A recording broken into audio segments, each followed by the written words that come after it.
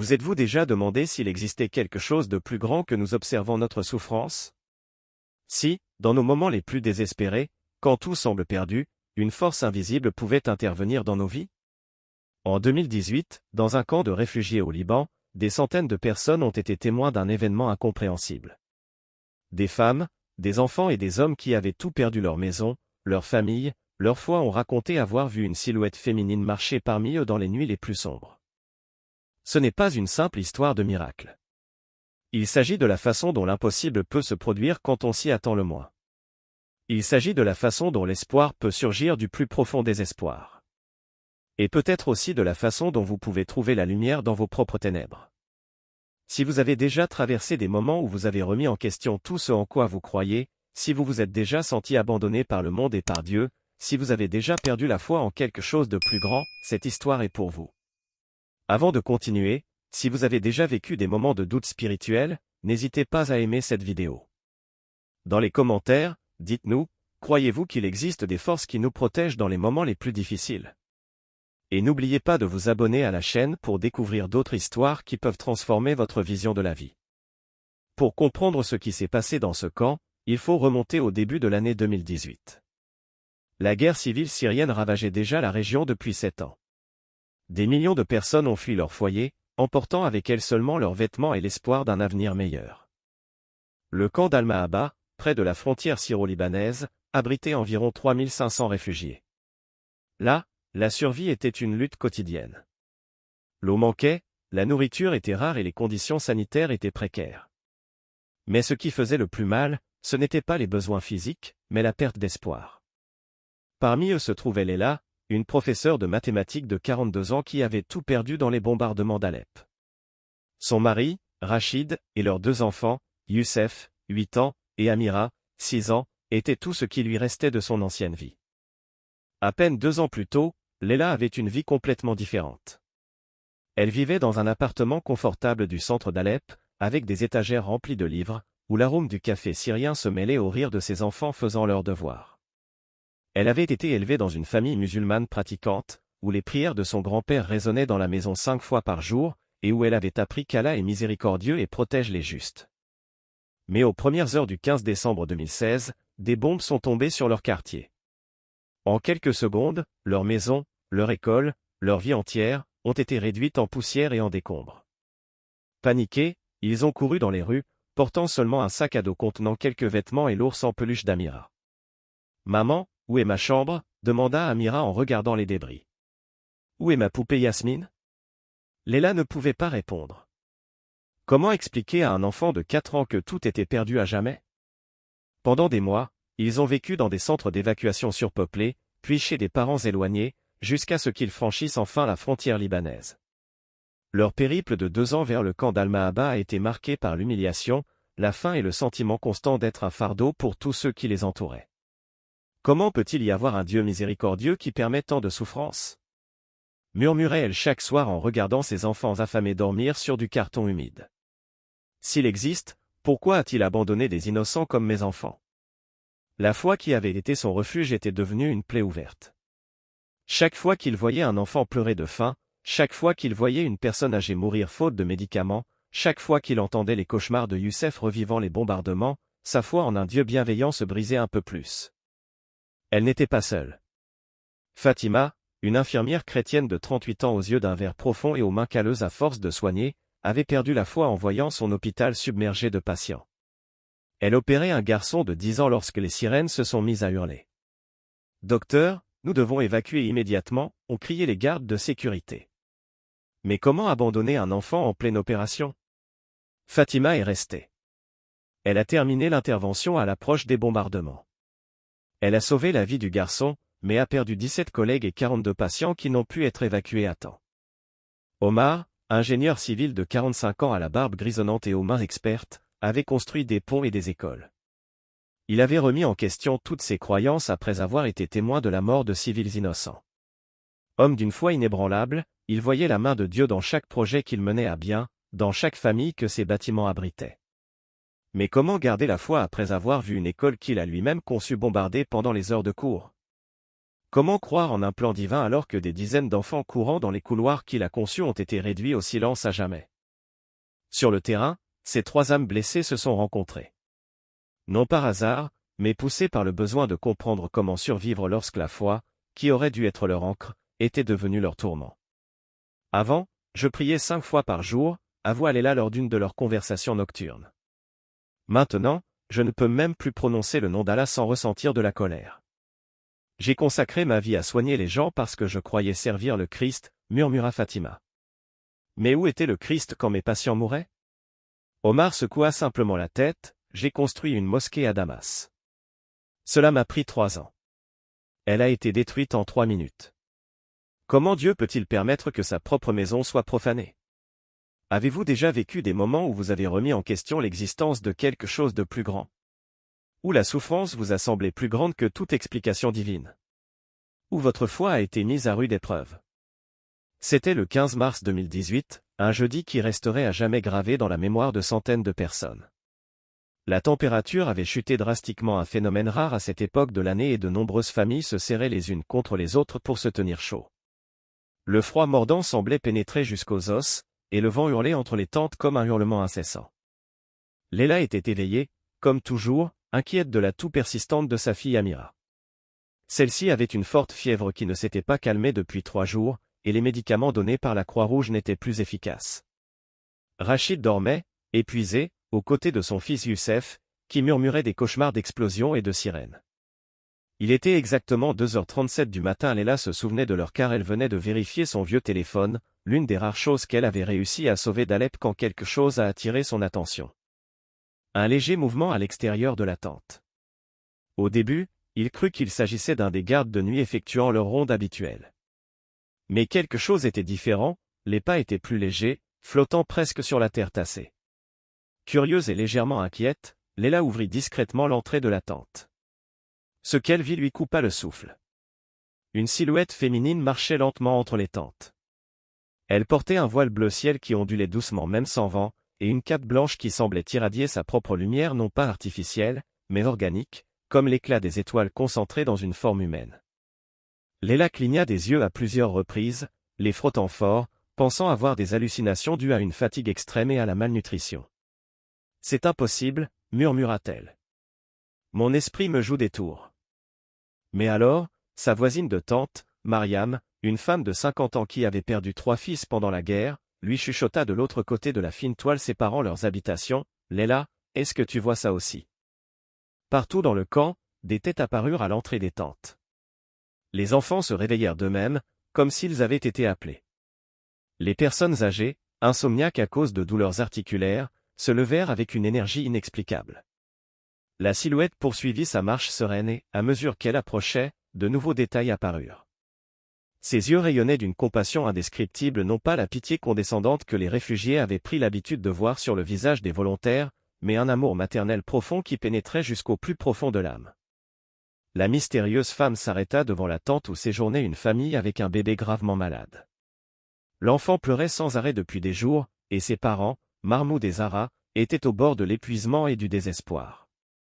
Le petit Ahmad, âgé de 8 mois seulement, était né dans le camp et n'avait jamais connu d'autre foyer que cette tente humide. La silhouette s'agenouilla gracieusement et étendit les mains sur la tente. Ses mains étaient délicates, mais d'une force palpable résidait en elles, comme si elle portait le poids de toute la douleur du monde, mais aussi la promesse que tout irait bien. À cet instant précis, quelque chose d'extraordinaire se produisit. Les cris désespérés du bébé cessèrent instantanément. Ce ne fut pas un silence progressif, mais comme si quelqu'un avait actionné un interrupteur. Ahmad ouvrit les yeux pour la première fois depuis des jours, regarda ses parents droit dans les yeux et sourit. Léla sentit un frisson lui parcourir l'échine. Ce n'était pas de la peur, c'était quelque chose qu'elle n'avait pas ressenti depuis des années, quelque chose dont elle avait oublié l'existence. C'était la paix. Une paix profonde, inexplicable, qui naquit au plus profond de sa poitrine et se répandit dans tout son corps comme une eau chaude. La silhouette se releva avec la même grâce qu'à genoux et poursuivit sa marche silencieuse. Elle s'arrêta devant la tente où vivait Amara, une femme de 78 ans souffrant d'arthrite sévère et ne pouvant se déplacer sans une douleur intense.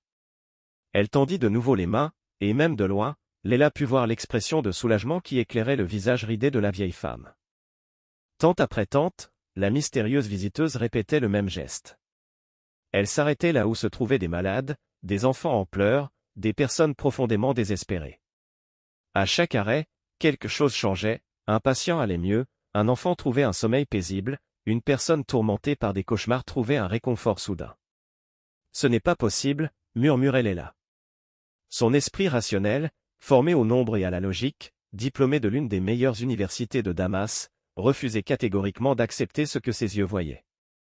Rachid, réveillé par les mouvements nerveux de sa femme, lui prit la main et murmura, « Leila, je le vois aussi. Et j'ai l'impression que quelqu'un nous dit que nous ne sommes pas abandonnés. » Leila se mit à pleurer, non pas de tristesse, mais d'une émotion qu'elle ne pouvait nommer. Ses larmes jaillissaient du plus profond de son âme, un lieu scellé par la douleur et la déception. C'était comme si un barrage émotionnel, construit au cours de 2 ans de souffrance, avait enfin cédé. « Rachid, murmura-t-elle, que nous arrive-t-il? J'ai juré de ne plus jamais croire en quoi que ce soit au-delà de ce que je peux toucher et goûter. Mais ça, c'est impossible à nier. » Et puis, comme si elle avait entendu ces paroles, la silhouette se tourna vers la tente de Leila. Ses pas devinrent plus posés, plus directs. Elle ne traversa pas seulement le champ, mais sembla traverser le temps et l'espace, s'approchant de chaque cœur blessé en quête de guérison. Lorsque la silhouette s'arrêta devant l'entrée de la tente de Leila, le monde entier sembla s'arrêter. Le vent s'apaisa, les bruits de la nuit s'apaisirent, même la respiration laborieuse d'Amira s'apaisa. Le lendemain matin, le campement vibrait d'une énergie inédite depuis des mois. C'était comme si un courant électrique invisible traversait chaque tente, chaque famille, chaque cœur. Ceux qui marchaient habituellement courbés sous le poids du désespoir se tenaient maintenant debout, avec une dignité retrouvée. Le petit Ahmad, qui pleurait sans cesse, était complètement guéri.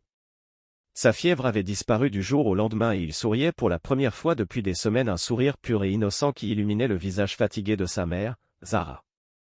Les médecins de l'ONG locale ne parvenaient pas à expliquer sa guérison soudaine et complète. Le docteur Michel Dubois, pédiatre français en poste dans le camp depuis 6 mois, examina l'enfant avec une incrédulité grandissante. En 15 ans de médecine pédiatrique, j'ai exercé dans des hôpitaux à Paris, à Marseille et dans des camps de réfugiés en Afrique. Jamais, je n'ai été témoin d'une guérison aussi complète et inexplicable. Il a vérifié à plusieurs reprises les signes vitaux du bébé, consulté le dossier médical des jours précédents et appelé des collègues pour un deuxième avis.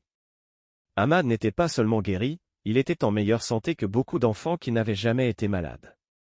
Hier soir, j'aurais parié ma carrière médicale que ce bébé ne survivrait pas à la semaine, avoua-t-il à Zahra en secouant la tête, incrédule. Aujourd'hui, il est plus vigoureux que mon fils de 2 ans à Paris.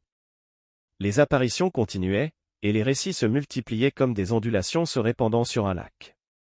Toujours à la même heure entre 2h30 et 3h30 du matin. Toujours la même silhouette féminine, voile bleu ciel et manteau blanc.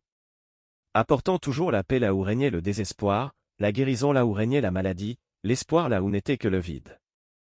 Esha, une jeune mère de 24 ans dont le mari a été tué dans un bombardement, a raconté son expérience d'une voix étranglée par l'émotion, « J'étais prête à abandonner. Je ne pouvais plus produire de lait pour nourrir mon fils Karim, je ne voyais aucun avenir pour nous. J'avais prévu de mettre fin à nos souffrances une bonne fois pour toutes. » Elle marqua une pause, essuyant les larmes de son jeune visage marqué par la douleur.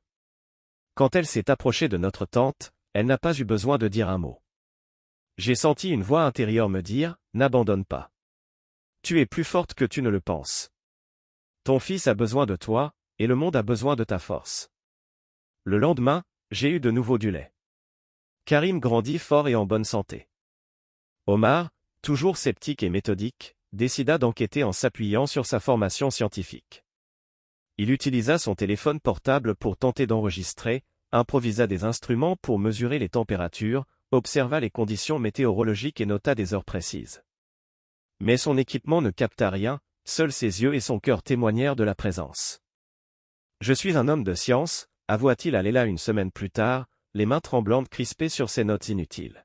« J'ai construit des ponts résistants aux tremblements de terre, calculé des structures capables de résister aux tempêtes. Je crois aux données, aux preuves concrètes. » Il s'arrêta un instant et regarda sa fille de 12 ans, Nor, qui jouait joyeusement avec d'autres enfants, la même fille qui avait été gravement malade d'une pneumonie et pouvait à peine respirer une semaine plus tôt.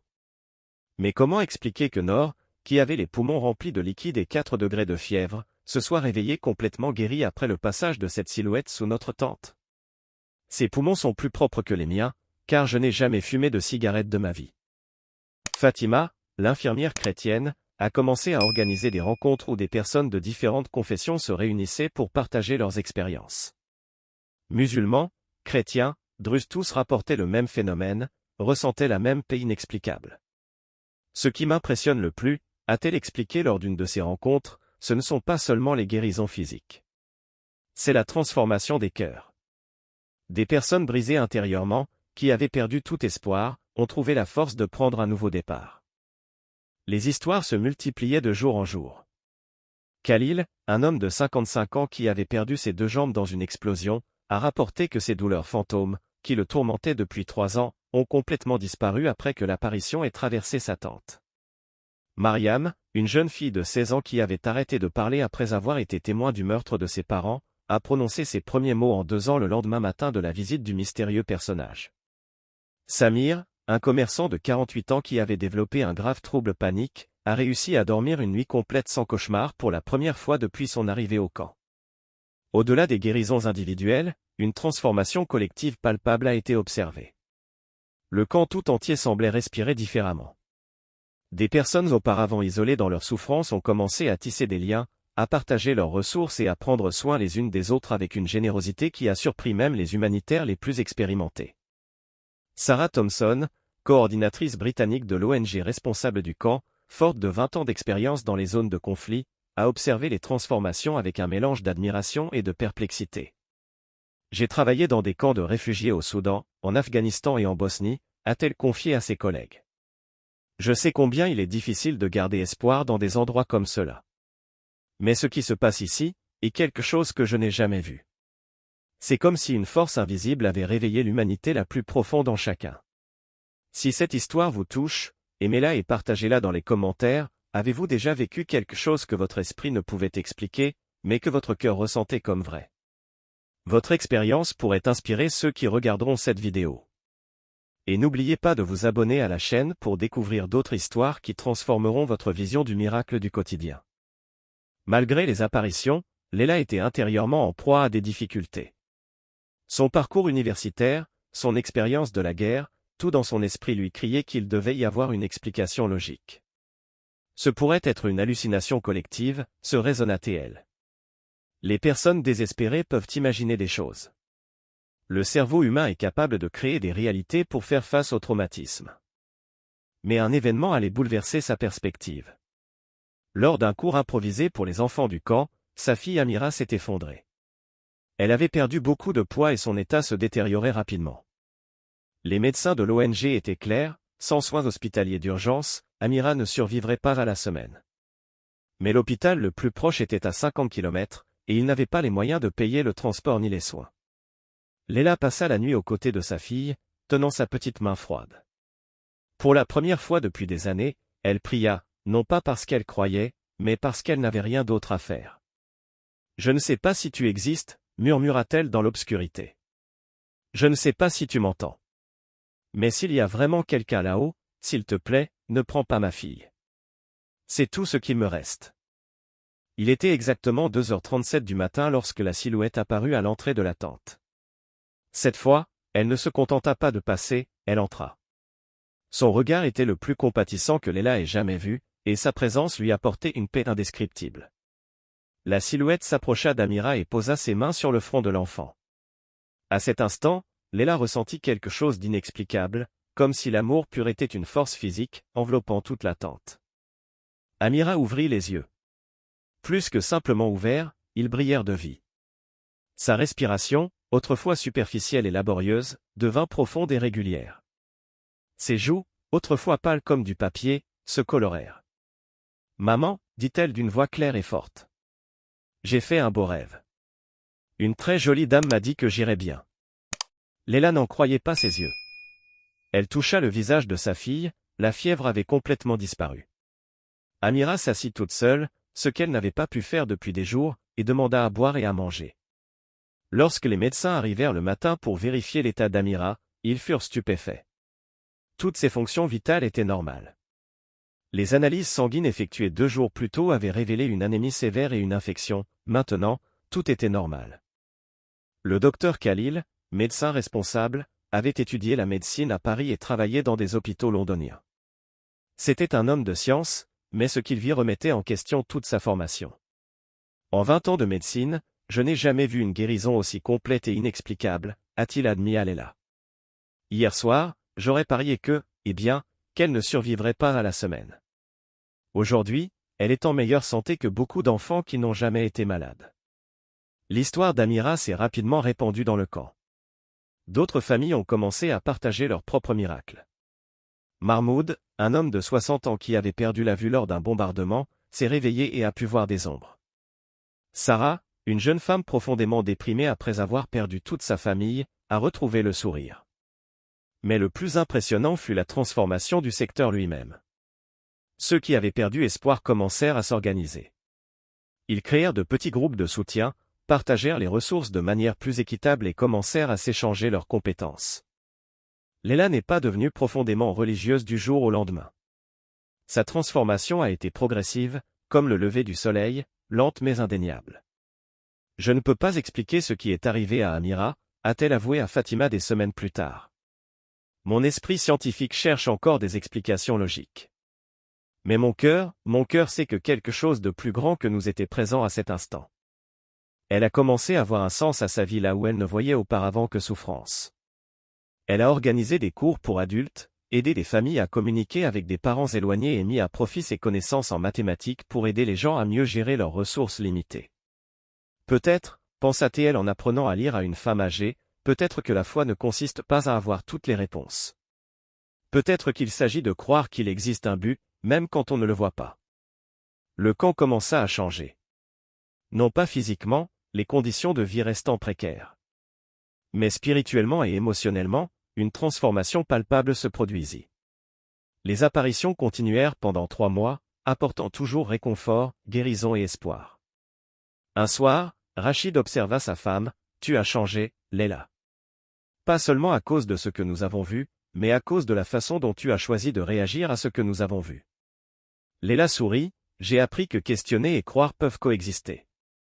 Je n'ai toujours pas toutes les réponses sur Dieu, sur la souffrance, sur le sens de la vie. Mais maintenant, je sais que ne pas être seul sur ce chemin est suffisant. » Aujourd'hui, de nombreuses familles du camp d'Al-Mahaba ont réussi à s'installer dans de nouveaux pays ou à retourner dans leur pays d'origine. Leila et sa famille vivent désormais au Canada, où elle enseigne les mathématiques dans une école publique. Elle n'a jamais revu la silhouette au voile bleu et blanc. Mais elle porte en elle la certitude que, dans les moments les plus sombres de l'humanité, il existe une présence qui ne nous abandonne jamais. Je suis toujours une personne rationnelle, dit-elle aujourd'hui. Je continue de me poser des questions, je continue de chercher des preuves, je continue de croire en la science. Mais maintenant, je sais qu'il existe des mystères que notre esprit ne peut comprendre, mais que notre cœur peut embrasser. Les apparitions d'Al-Mahaba n'ont jamais été officiellement reconnues par les autorités religieuses. Il n'y a eu ni enquête officielle ni proclamation. Mais pour les centaines de témoins de ces moments, la vérité n'avait besoin d'aucune validation extérieure. Et vous? Avez-vous déjà vécu des moments où l'impossible est devenu possible?